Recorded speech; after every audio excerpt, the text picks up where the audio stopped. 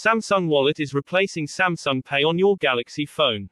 Google revealed last month that the Google Pay app on Android phones will soon be Google Wallet in most countries.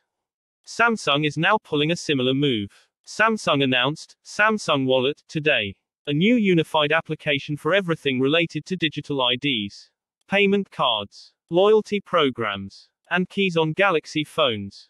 It will replace both Samsung Pay, the current app for payment cards, loyalty programs, etc., and Samsung Pass, the app for IDs, keys, and passwords. Home keys can be added from Samsung SmartThings, while car keys are compatible with select BMW, Genesis, and Hyundai models. The new app looks a bit cleaner than Samsung Pay, and it still has all the same security features as before, just in time for the cryptocurrency ecosystem to collapse.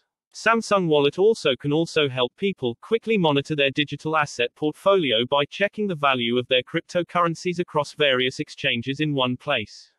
Samsung Pay was popular years ago because it could use the magnetic secure transmission (MST) hardware feature in many Samsung phones, allowing many Galaxy phones to tap to pay for items at payment terminals that didn't support NFC.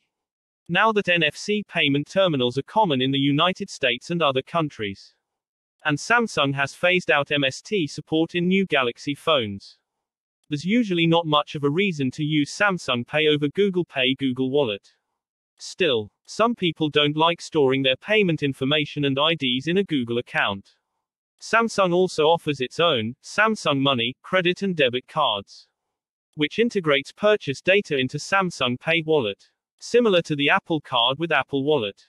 Samsung Wallet is rolling out as an update to Samsung Pay in France, the United States, Germany, Italy, Spain, and the United Kingdom. Text source, howtogeek.com.